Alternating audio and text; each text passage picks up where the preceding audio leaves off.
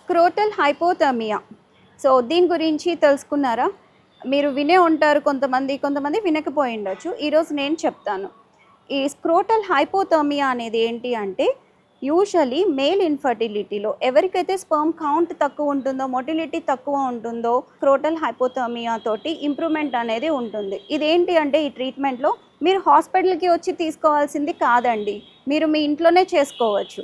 So ఇక్కడ ఏంటి అంటే, డైలీ రెగ్యులర్గా నైట్ మీరు ఐస్ ప్యాక్స్ తీసుకొని స్క్రోటమ్కి అప్లై చేయాలి. దీనివల్ల ఏంటి అంటే, ఎక్స్టర్నల్గా టెంపరేచర్, ఆ కూలింగ్ ఎఫెక్ట్కి స్పెర్మ్ ప్రొడక్షన్ అనేది కొంచెం మంచిగా ఉంటుంది. ఈవెన్ మొటిలిటీ కూడా ఇంప్రూవ్మెంట్ ఉంటుంది.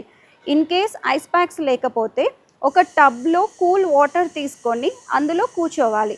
అట్లీస్ట్ ఒక 1 అవర్ అలా కూర్చున్నారు అంటే కూడా డైలీ రెగ్యులర్గా చేస్తూ ఉంటే స్పెర్మ్ మొటిలిటీ కౌంట్ అనేది ఇంప్రూవ్మెంట్ ఖచ్చితంగా ఉంటుంది. బికాస్ ఎప్పుడైతే బాడీలో ఓవర్ హీట్ అయిపోతుందో, ఓవర్ హీట్ అయినప్పుడు స్పెర్మ్ మీద ఎఫెక్ట్ చూపిస్తుంది. దానికి నార్మల్గా స్పెర్మ్కి ఏంటి, బాడీ టెంపరేచర్లో కొంచెం లెస్ దాన్ బాడీ టెంపరేచర్ ఉంటేనే స్పెర్మ్ ప్రొడక్షన్ మంచిగా ఉంటుంది.